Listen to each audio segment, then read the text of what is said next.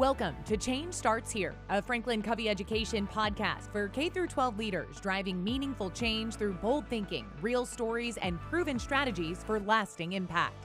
Now here are your hosts, Kim Yaris and Eve Miller. Hello and welcome to Change Starts Here, Research Conversations. I'm Kim Yaris, and I am joined today by my colleague and partner in crime research, Dr. Eve Miller. Hello. Today, we are talking about something that shows up everywhere in education with students, with teachers, and with leaders, and that is reflection. So we ask students to reflect, teachers to reflect, leaders to reflect after meetings, after observations, after initiatives, after failures, after successes. And because it's everywhere, it almost feels unquestionable, like reflection is obviously good, right? Obviously helpful, and honestly, kind of automatic. All right. But here's the tension that we want to explore today. If reflection is so central to learning and leadership, why does it so often feel shallow or performative or even sometimes exhausting? So, why do so many leaders say things like, we reflect all the time and nothing really changes? So, today we are going to slow this way down and look at what reflection is, what neuroscience tells us about how it works, what we consistently get wrong, and what leaders can do differently so reflection actually builds capacity instead of becoming another checkbox. Yes, thank you, Kim. And I'm going to get into a lot of the research and turn some of the traditional ways of thinking about reflection on its head. And there's a lot we're going to go through in a short amount of time. So just remember, we create a handout on what we talk about for each and every episode. And so this is a great moment to remind you, you can just sit back, relax, let whatever you hear, the insights that you hear come to you and just enjoy it. And you can go get the handout later and you can be reminded of the different practices that Kim will share later in the episode and some of the highlights of the research and some resources to help you learn more later on. Traditionally, reflection gets framed as thinking back or looking over what happened. Sometimes it's treated as journaling, sometimes as processing feelings, sometimes as answering a few questions at the end of a lesson or meeting. But historically, reflection has been a much sharper definition. So, John Dewey was clear that experience alone doesn't produce learning. Without reflection, experience just accumulate, doesn't transform. Underline that. That's so powerful.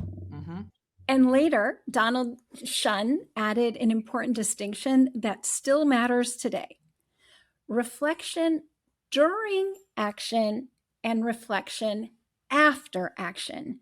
That real time noticing and adjusting, and then the deeper analysis afterwards. So, reflection was never meant to be passive or vague. It's active, right?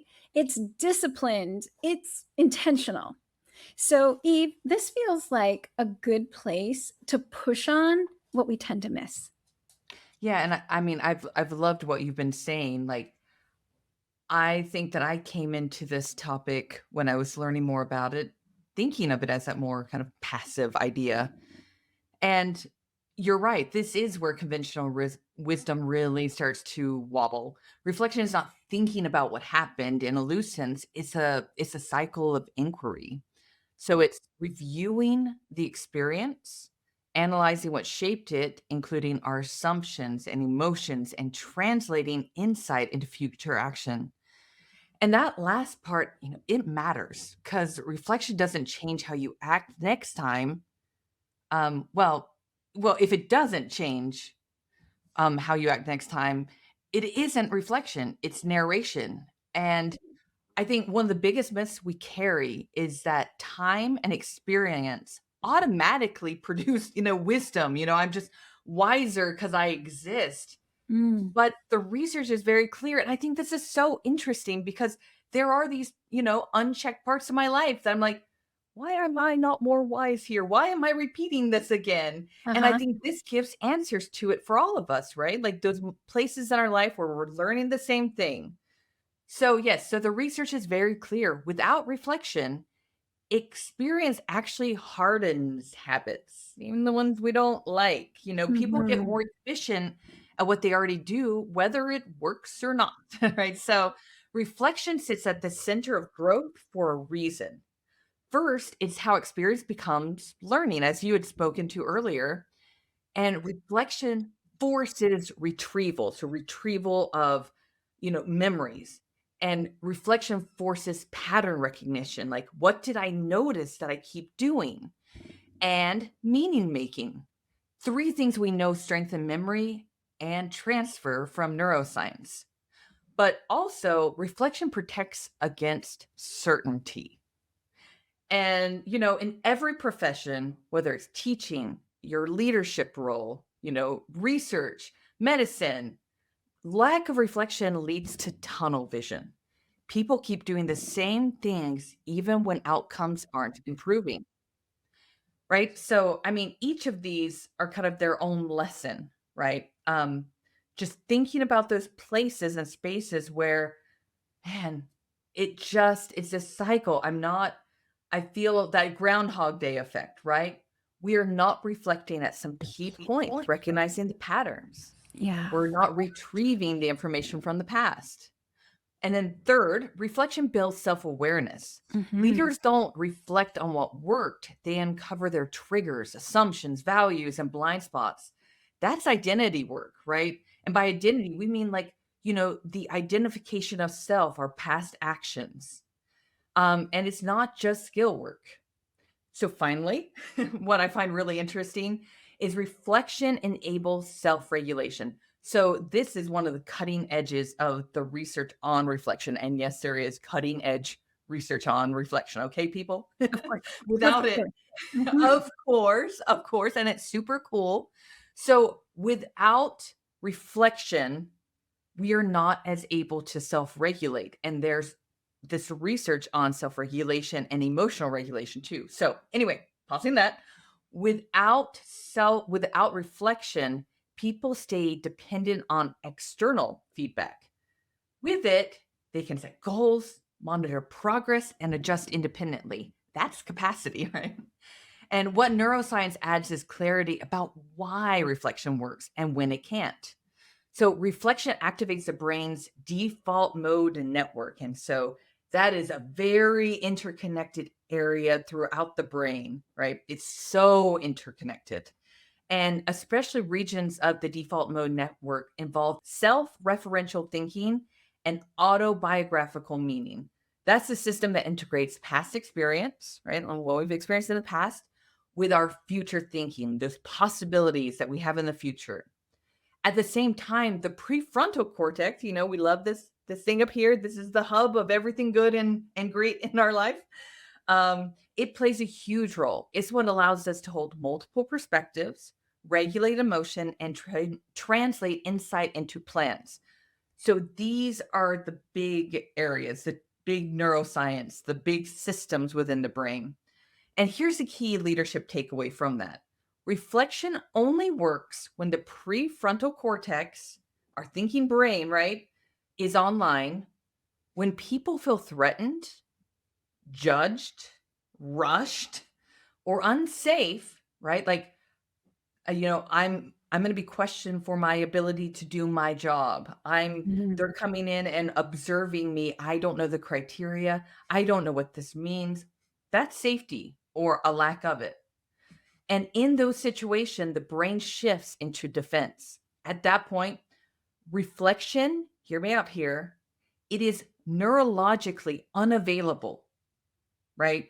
If you are wanting someone to learn in a moment in your classroom and you are standing up there and you are creating conditions that are unsafe, you are shutting down that student or those students' ability to learn. You don't get insight when you need to self protect. This is why context matters so much. Reflection isn't just a prompt, it's a state the brain has to be able to enter, right? So, this distinction might be the most important one we talk about today. Reflection and rumination both turn attention inward, but they activate completely different systems. So, reflection engages curiosity. It asks, what happened? What shaped it? What could I try next? Yeah. That keeps the prefrontal cortex engaged. Compare that to rumination. It activates threat. It loops, why am I like this? A question that I know the science about, but I still ask myself every day, why am I like this? Why did this fail? What's wrong with me? Right? Like I joke about it, but these are hard questions that come up if we're not vigilant about awareness, about reflection. And that's because the amygdala is driving the bus, that emotion center of our brain. And leaders often unintentionally ask for rumination when they think they're asking for reflection, especially after failure. So, just pausing there. So, leaders, you are often unintentionally asking for rumination when you think you're asking for reflection. That is such a powerful distinction. Gosh. Right? That I learned that as we were preparing for this, and I never thought about it that way. I am certain in my role as a mother, as a partner, as a leader, I've caused rumination. Mhm. Oh, you're agreeing. Oh, hurtful. Okay. Yeah. Well, if reflection. I don't know. I don't know about you. I'm just saying I have too. So No judgment. No sorry, we judgment. I laugh don't mean for because you to ruminate. we can cry on set. Um, if reflection doesn't lead to insight or action and instead increases anxiety or shame, it's not reflection. And over time, that erodes trust and capacity. Now, I know I've been talking a lot. We talked about this, like we're just kind of running through this, and then Kim will be back on. She's going to talk to us about practices that help. I'm almost done. So, there are a few persistent misconceptions that really undermine reflective practice. I feel like that reflection versus rumination is one of them. But then we'll also add that reflection is not natural, right? It's a learned skill. Without modeling and scaffolding, people default to surface description, right? You aren't born knowing how to reflect. Somehow you're born knowing how to ruminate, though. Anyway, that's cool. Second, more reflection is not always better. Constant self scrutiny can actually disrupt performance. So, good leaders develop judgment about when reflection serves learning. And teachers, we are talking to you too, right? Like you are a leader. You are a leader of students. You are a leader of other teachers and of schools and of action teams, right? So, we all need to develop this judgment around when reflection serves learning. And third, describing events isn't reflecting. Reflection, it interrogates assumptions and alternatives. Fourth, reflection doesn't live only in journals. Writing is one tool, not the tool. Conversation, visuals, movement, audio, these often produce deeper insight. And there's, by the way, a lot of really interesting research coming out right now on collective reflection and the power of that to build positive cultures. We're not really getting into that all that much here. And finally, reflection is not neutral. If we ever examine power, structure, or those norms are centered, reflection can quietly reinforce the status quo. So there we have it, Kim. So you saying all of that and making me wonder what this means for leaders in real schools and systems. So the first thing that comes up is treat reflection as a skill, not a trait. We have to teach it, model it, give examples of what strong reflection sounds like.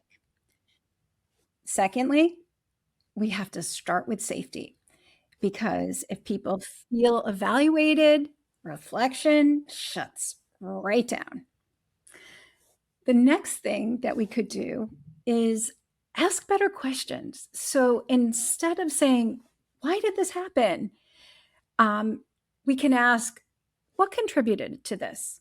And what's one thing you'll try next? I love that shift. Love that. Yeah. Simple, right? It's a simple Mhm. thing. Yeah, love Um, that. we can also vary the format. It doesn't always have to be a written reflection. The method can match the moment. So there are other ways of being able to reflect. And then the last thing to keep in mind is we always want to close the loop, right? Reflection earns its place when it informs what we're going to do next or what the action that will come from that is. So, yeah. So I would say this, that reflection has earned its place in learning and leadership, but only when we truly understand it and clearly understand it. So reflection needs to be intentional, emotionally safe, connected to action, and most importantly, I think, build capacity, right? It's there to help us become better and stronger because when it's vague or rushed or performative, it drains our energy, right? Yeah, Like yeah, it it does. shapes us as Yeah, we learn. Like, exactly. yeah. So, our invitation to you listeners is simple. Don't abandon reflection, upgrade it, right? Yeah. Because reflection, when it's done well, is one of the most powerful tools that leaders have for growth and complexity. So, yeah, Eve. I just wanna add, we've shared a lot here today, and we just want to say before we close out, we put the best of this research and key points on this, all that incredible, those ideas that Kim just shared around the practices, we put those in a handout for you for each one of these episodes. So please, if you liked anything that you heard here and you want to apply it, you're like, okay, where do I need to go back to? I mean, feel free to keep listening. We are quite charming. But please also know that there's a handout that goes along with this podcast episode and others from the past. Indeed, indeed. So, listeners, thank you so much for joining us today. We are so grateful that you spent this time thinking alongside us about reflection. Join us again. We'll be back in 2 weeks with our next episode of Change Starts Here Research Conversations. And we will then continue to explore how we can more effectively grow the capacity of others through your leadership role. Until then, take good care. Franklin Covey Education is a trusted partner in developing leaders from the classroom to the boardroom in over 8,000 schools in over 70 countries.